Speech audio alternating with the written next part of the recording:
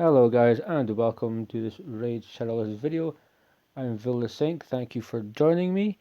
So in today's video I wanted to talk about Elagaius, who is kind of niche but in the same respect. He is very much a specialist in this game.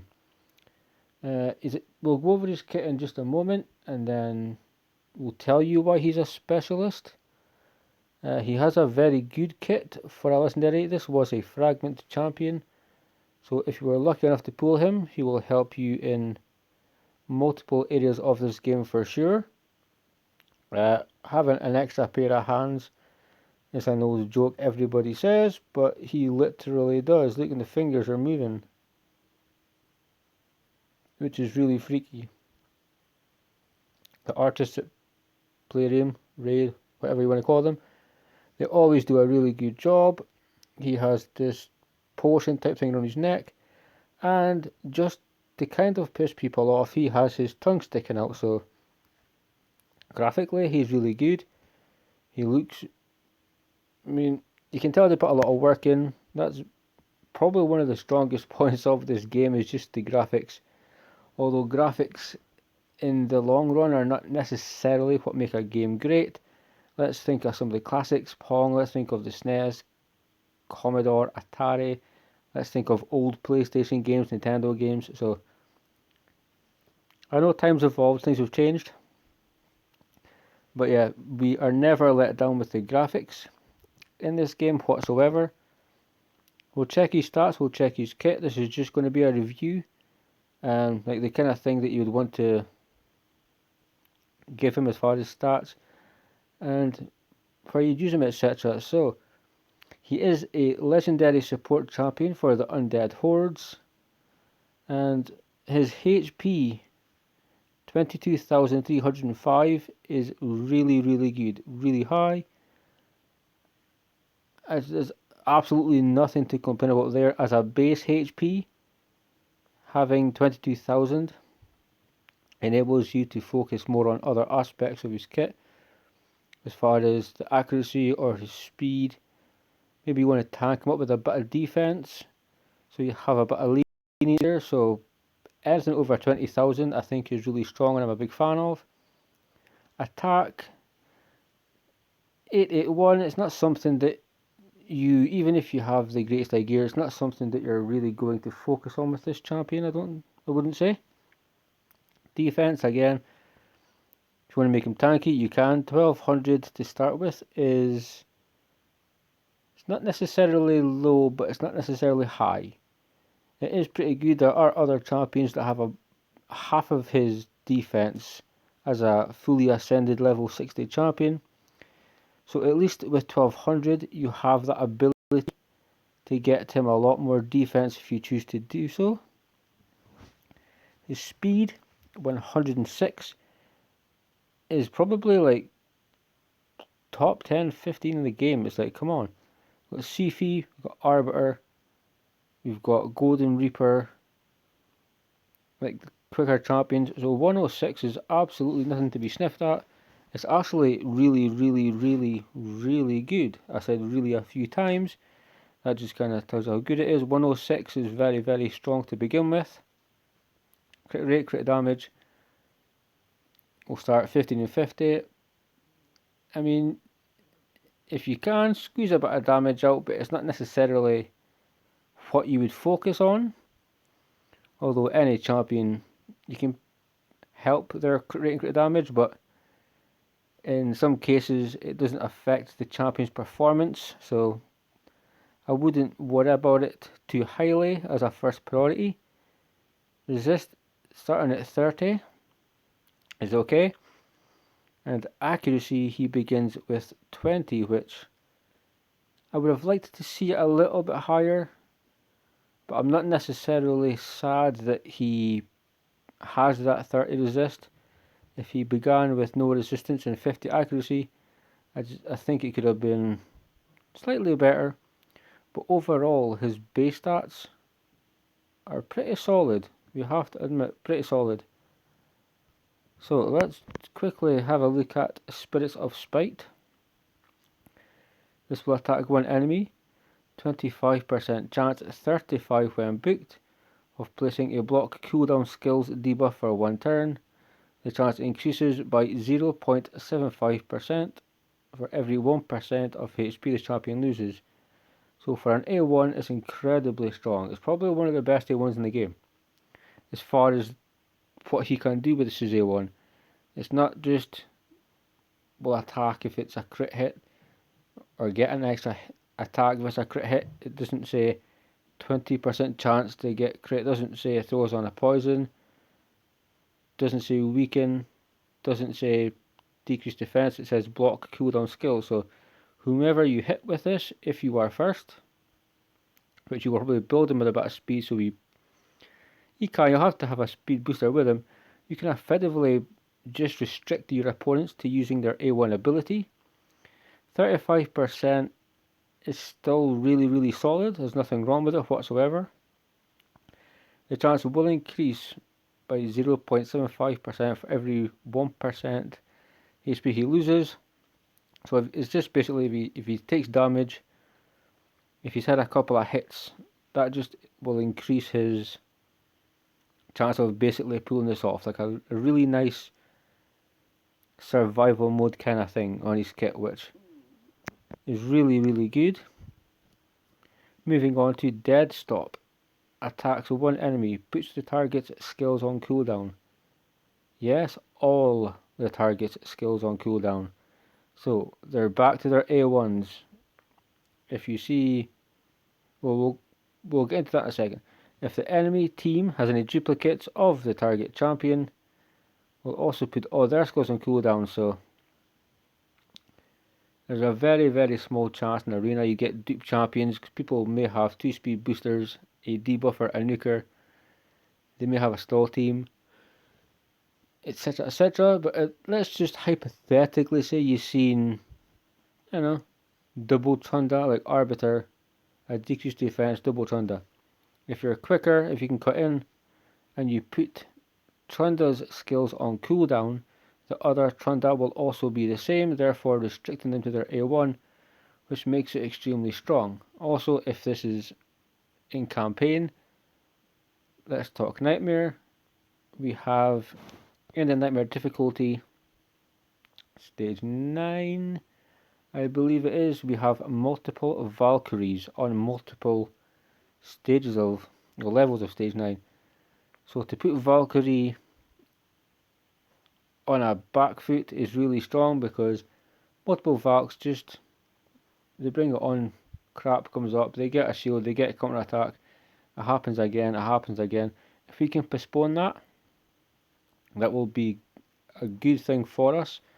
So when you look at it that way, in the same as Doom Tower, where you're going to get duplicate champions, War Chief, you're going to get multiple Venus, Jack, the list goes on.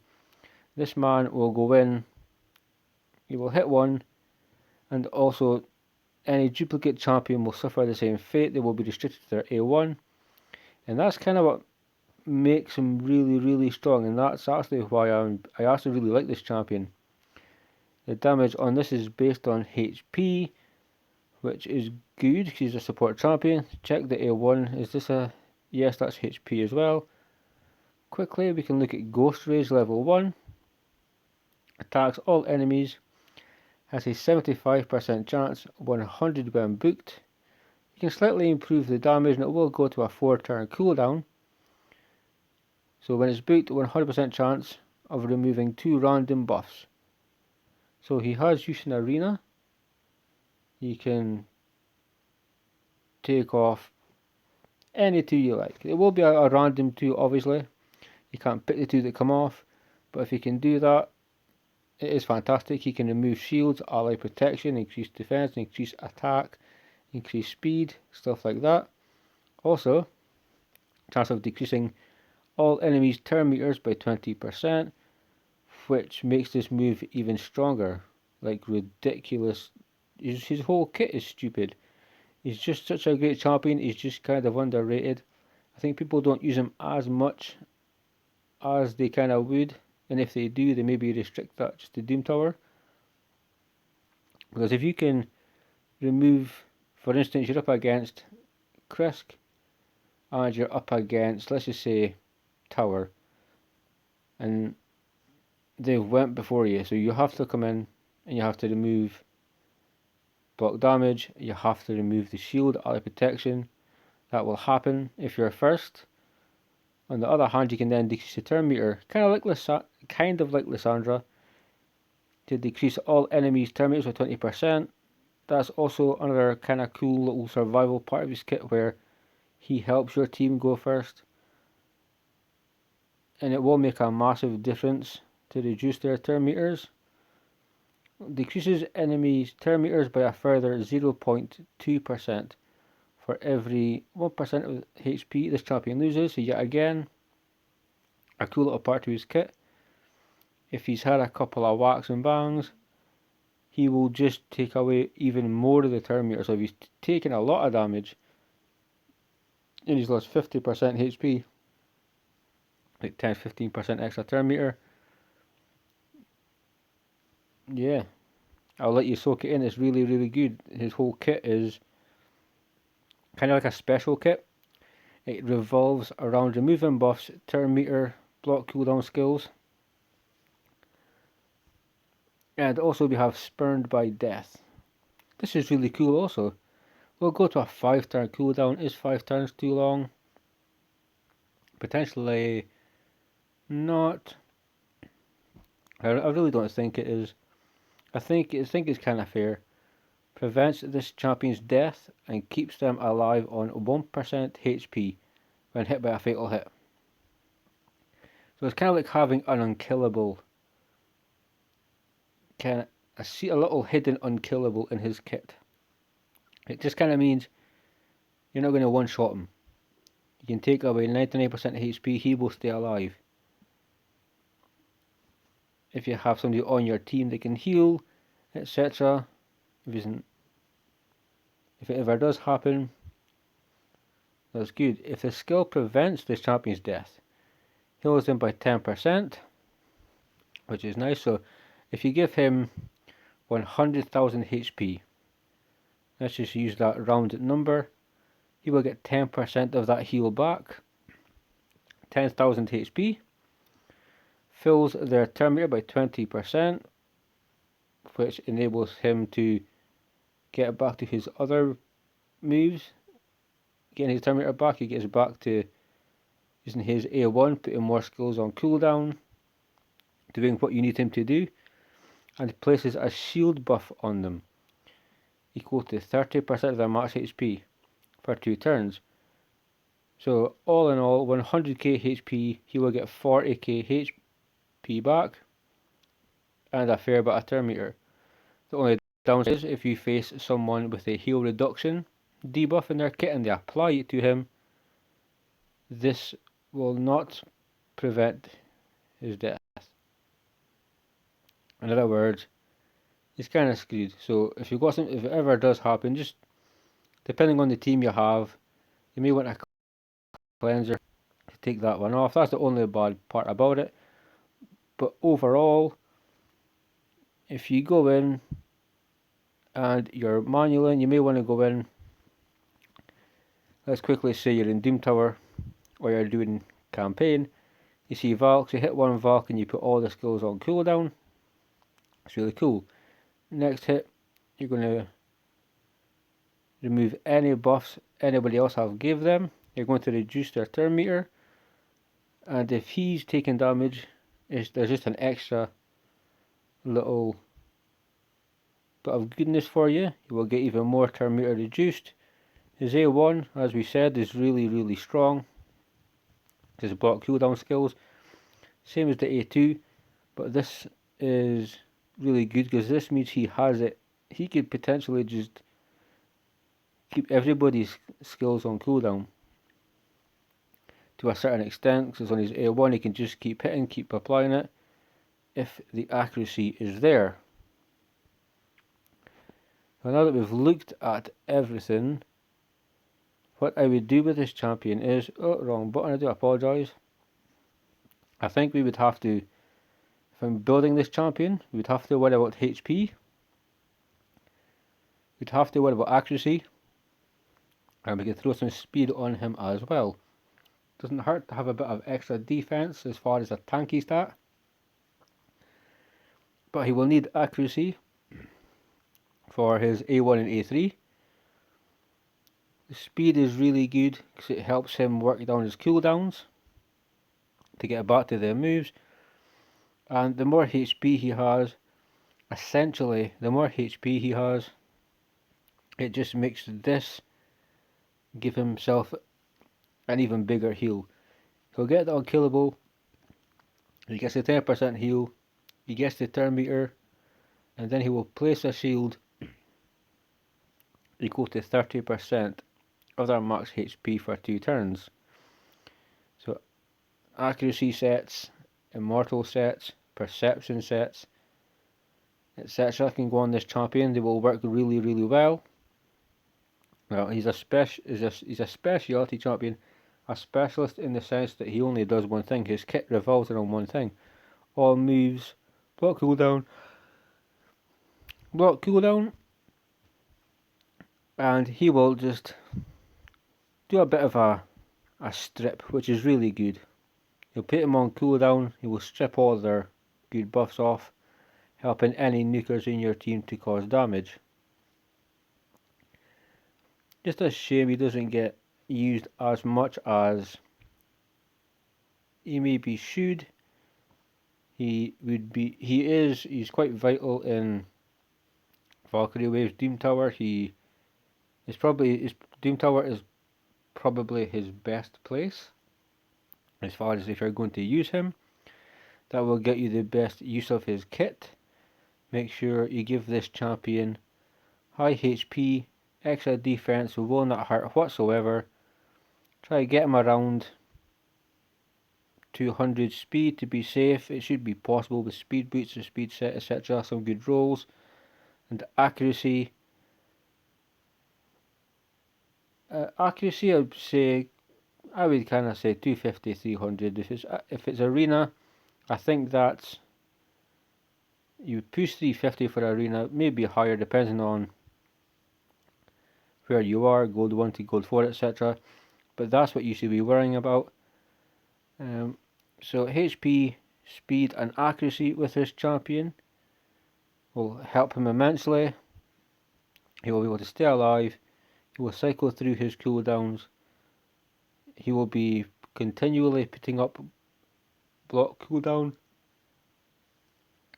and also potentially stripping off buffs that can kill your team, reducing turn meter, which is really good. So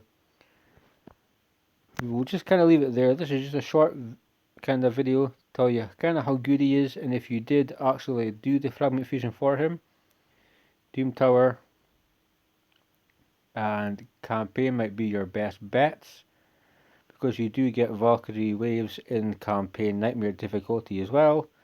Doom Tower, you get multiple champions all the time, so this champion is great there, and I have used him in Doom Tower.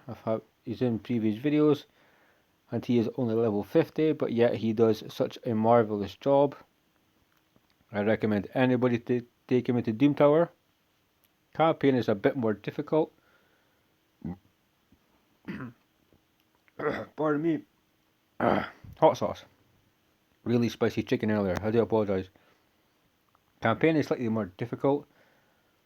I took him in purely because I was trying to 3-star it, but you need somebody that would do a lot of damage in that case. If you're just looking to get past the difficulty with a 4-person team, he's fine. But otherwise, Doom Tower, HP, speed and accuracy, and Elagaius will be your guy. We are going to leave this video here. Just wanted to talk about this champion. I really like this champion. I like his kit. I like his base stats. I like the look of him. I like his weapon. I like the extra hands. I like the candle thing on his back. I like the fact he's sticking his tongue out to kind of piss you off, kind of get you wound up and frustrated. And with that being said, guys, thank you for tuning in to watch the video. Keep on raiding as always. I'm Vilisink, and I will see you soon. Thank you.